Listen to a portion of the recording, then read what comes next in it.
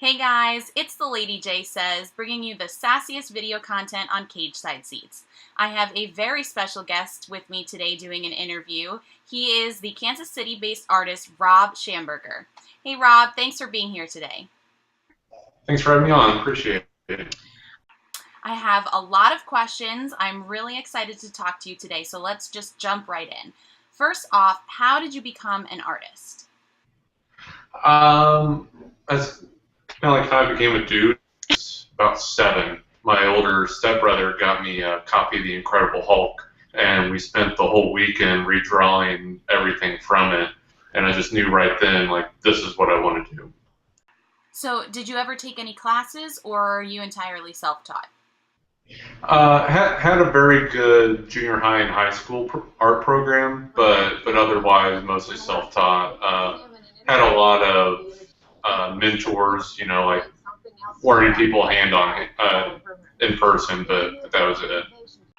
When I was watching your behind-the-scenes videos, I noticed that you use a method that you call the wet-on-wet method. Is that a technique that you learned or something you've just developed over time? I learned that back in high school, kind of a more common watercolor approach. Like there's a lot of different things you can do with watercolors because of the nature of that you're using water. So with watercolor, it's just a little bit of pigment mixed in with water. So when you look at physics of it, you can do a lot of different things with it. Like let it dry a little bit, put a paper towel on it, creates a texture, or you can put a little salt on, and the salt will suck up the water, so it makes patterns on there. It's just kind of experimenting with things and feeling like what works and what doesn't. When I was going through your site, I noticed that you also feature artwork of non-wrestlers. I really love the one that you did of the Shadow, actually. So how did you get into doing portraits of wrestlers? That primarily started about 3 years ago, although I've been a wrestling fan since I was about 18. And always knew I wanted to do something with wrestling more serious because no one really was, artwork around wrestling was either making fun of it or it was some sort of ironic thing or luchadors or whatever, and I just wanted to really celebrate how awesome wrestling is. For several years I worked professionally as a comic book artist, and the last thing that I did was historical fiction piece about wrestling in the 70s and did a ton of in-depth research for it. Read a lot of books, talked to a lot of the guys, a lot of first-hand reference for it. Unfortunately, that didn't happen and kind of led to me moving away from doing comic books. But then I was looking at, what can I do next? And I saw another artist that had just recently had a successful Kickstarter raising over $50,000 for something, and I was like, I can do that, Yeah. and then it hit me like wrestling, and from there started what I call the Champions Collection, where I'm painting every one of wrestling's world champions, going all the way back to George Hackenschmidt, and that's blossomed out to just all kinds of wrestling. And how many of those championship wrestler portraits have you completed already? Done over 100. There will be about 250 when it's all done. So you take breaks from that particular challenge to work on other things. Yeah, working with WWE now, so I do a lot of work for them, or just kind of whatever interests me at that moment. Because I want to finish the Champions Collection, but at the same time, when I do it, well, then what, right? Plus, there's always new guys winning the championship for the first time, like Michael Elgin recently with Ring of Honor. So it'll never be completely done, I guess. And how did you get hooked up with the WWE? That was pretty cool. I've become friendly with Jim Ross and Jerry Briscoe through the National Wrestling Hall of Fame Museum, going up for their annual induction ceremonies, and became friendly with both of those guys.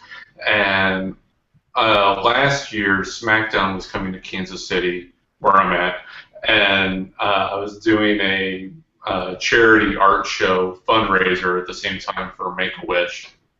And I reached out to Jim Ross to see if he could pass my information along to WWE to see if they could somehow participate in that. He did, they did, but Jim went that extra step and put me in touch with some people there that he told, like, you need to actually work with this guy beyond the charity thing.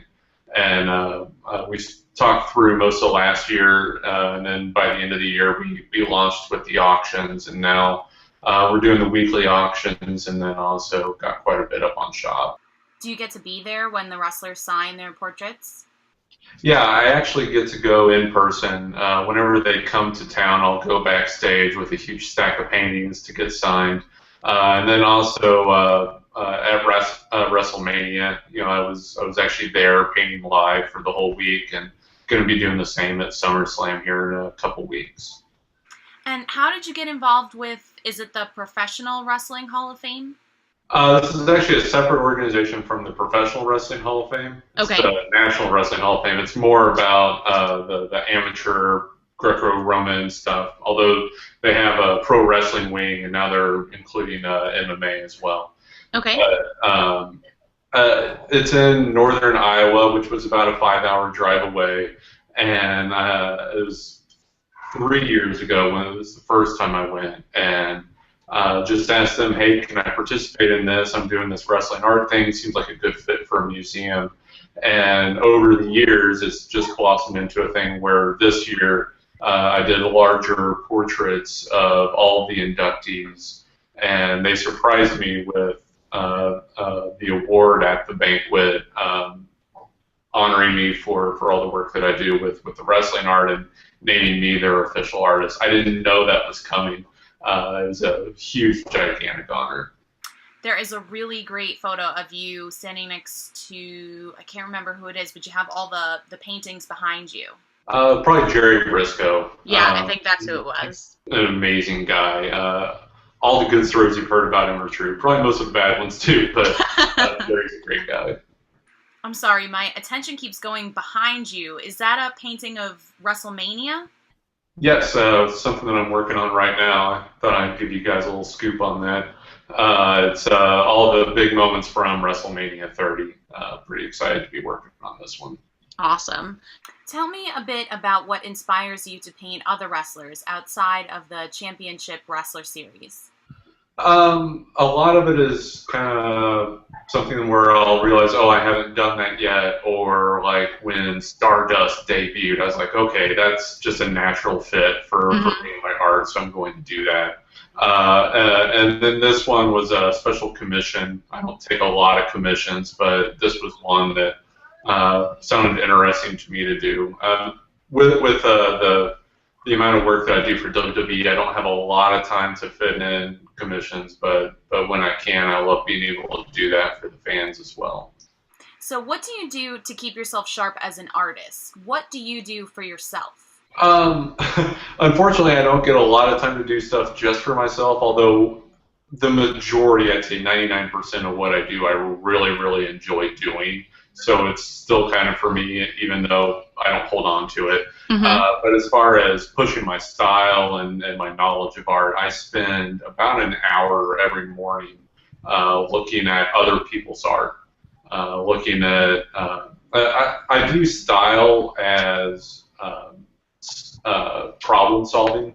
What it is like, okay, how did this person use this medium or this approach to convey this image? And I'll look at that and bring it back to my own style, which is my own way of solving problems visually. Now, this may be a really hard question to answer, but what is your favorite painting that you've done so far? Probably the one that's fondest in my heart is that I painted the Ultimate Warrior's jacket that he wore on his final appearance on Raw. That one is... It's hard to find words to describe what a tremendous experience that was. About 2 months ahead of WrestleMania, Warrior's agent reached out to me and asked, would you be interested in doing this? And I was like, well, yes, I would love to do that. And then time went by, didn't hear anything, and I'm like, well, okay, because there were several other almosts with Warrior in the couple of years ahead. So I just figured everybody got busy or, something else came up. That's fine, because I had plenty I was already doing for WWE. So then 2 weeks before D-Day, leaving for WrestleMania, his agent, Steve, reaches out to me again and was like, okay, I need your phone number. Warrior's going to call you. And I'm like, okay. And I'm still in the back of my head like, okay, this says it's coming from UltimateWarrior.com, but this could be some giant red being pulled on me by Hornswoggle or something. And then I get the call, and it was Warrior, and we talked for a couple hours, just throwing ideas back and forth. He was just rapid fire, like, I want to have this kind of element. Here's this kind of art that I'm into. And one time I showed up to a banquet and Macho Man was dressed this way, and telling me all these other stories. Just go. And then at the end I'm like, okay, so do you want sketch approval or something? And he's like, no, Rob, like, I want to work with you. I want your approach. That's why I reached out to you. So do your thing. And I'm gonna overnight 2 jackets to you, because originally the plan was he was going to wear one at WrestleMania and then the next on Raw. So I actually had a week by the time the jackets got to me to do both of these, on top of all the other preparation that I was doing for WrestleMania. Because I had a giant display there at Access. And so did you sleep at all? No. My wife could attest to that. Like, I lived at the studio for that pretty much like a month going in, but definitely that last week there was no sleep. And then like I finished the jacket that he wore on Raw at like 2 a.m. before I hit the road for WrestleMania. Like that next morning, we drove down to New Orleans from Kansas City. It was like a 15-hour drive in a rented panel van that had no cruise control. It was a pretty wild experience, one that I don't exactly want to repeat again. But I got down there, and originally the plan was for me to take the jackets over to he wasn't staying at the hotel, they actually rented a house for him. And they were calling it the Warrior Compound, which I thought was awesome. And, but again, like, I was so busy, he was so busy, because like the cameras were following him for network stuff. Mm-hmm. And, so a WWE staffer ended up taking the jackets over, but I got, a message that he loved them, and okay, cool. So then, do the whole live art thing at Access, and then tear it down the day of WrestleMania. And I get an email from Warrior's agent about 2 hours before Mania saying, would you like to watch WrestleMania from Warrior's box seats? And I'm like, well, yes, I would like to do that. And so we get there, and that whole experience of getting to WrestleMania, it was like getting to see how the 1% live.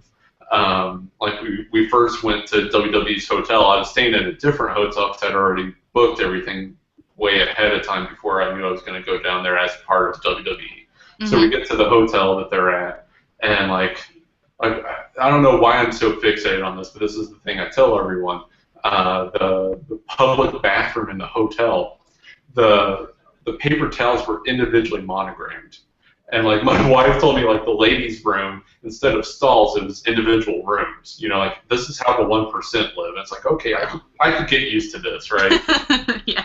And then like we hang out in the hotel bar waiting for the buses to show up, and like you look around, it's like, oh, there goes Bruno Sammartino, and Ric Flair just nodded at me, and like just named the names off. They're all there. Or like we're standing in line to get on the bus, and right in front of us is Maurice, and right over there is Kevin Nash, and the dude is as huge as you've heard. Like, wow, like everyone said he was a giant, but it's like, okay, like he really was as tall as they booked him to be.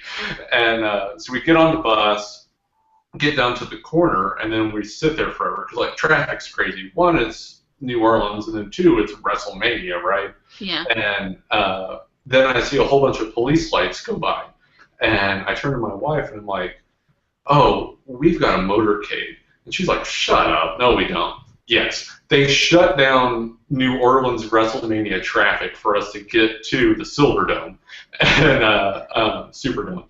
And we have our own entrance to get in there, right? And go right on through, and like then there's this club that they have for everyone to all the friends and family to watch from. We hang out there for a little bit with Hornswoggle. He's actually a good friend, and like that whole thing, like yes, they had like free food and an open bar, but it was like top shelf stuff and like craft beers and the food that was out. Yes, it was a buffet, but it was pretty much like entrees from a fancy restaurant. Mm-hmm. So we watched the pre-show match there with everyone, and like there was this older lady that was trying to move a couch so that she and her granddaughter could sit. And, I just see her having trouble with that, so I get up and help her. And then later on, watching the show, I realized, that was Daniel Bryan's mom. Like, again, it's like you're looking around, it's like San Martino, Ric Flair, the Hogans, like everyone was there. And, got to introduce my wife to Lana and Rusev, who I was already friendly with. And, she's just like starry-eyed, like she's so fixated on Ric Flair. And she's like, what do I do? Like, how do I say hi to him? And I'm like, just say hi, And, so she, got to like nod at Rick, and he nodded back at her, and she's still like in the clouds over that one. Luckily, he didn't abscond with my wife. So then we go up to the box, and it was Warrior's friends, like his agent and his lawyer, and the guy that did his theme song. When he was like doing that African tour, like really neat, genuine people. Unfortunately, I didn't get to meet Warrior, but I felt like through meeting so many of his friends, you can tell a lot about a person by who their friends are, and these were very cool people. But anyway, like he didn't come out with the jacket. They didn't find out till a few hours beforehand that he wasn't going to do that as part of the Hall of Fame segment that they had on the show. But I understood, he understood, everybody was cool with it. And then we were driving back Monday, so I didn't get to watch Raw live because it was that 15-hour drive with the panel van. Yeah. But, like, people start texting me, and my Twitter starts blowing up, and it's like, okay, he's wearing the jacket. This is great. And I had some friends like take screen grabs so I could at least tweet it out, and like let people know, yes, I did this. Like when he's holding the microphone, it's my signature right there. That's awesome. Yeah. So then Tuesday night, we're finally watching the show, and I get a text from Hornswoggle saying Warrior died, and I'm like, is this like Carney talk, like something that I don't know? And I look up and no, he passed away, and like my heart definitely breaks for the family. But yeah, like that I got to be a part of that is something that I'll treasure forever. Well, it was a beautiful piece of art, and to think that you managed to create something that has contours and movement to it, I mean, it really looked amazing on TV.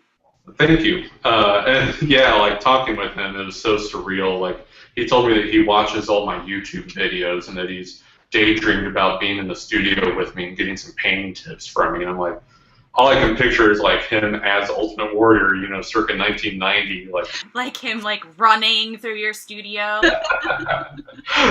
But yeah, like he was so cool to work with. And what was also heartbreaking was Steve, his agent. His dad passed away like 2 weeks before, and I had told Steve ahead of time, like, hey, I'd love to do a painting for you. What would you like? And he's, ahead of time, he's like, when we're, a shot of Warrior wearing your jacket. He's like, this means so much to me that I got to make that happen. And so yeah, I eventually did that painting and sent it off to him. And it meant a lot to me, and it definitely meant a lot to him as well. Well, I only have one more question, and that question is, are you going to do a painting of Dean Ambrose doing his crazy eyes? It is definitely on the to-do list. You have done your part by being nice to my good friend Simon Gotch on Twitter.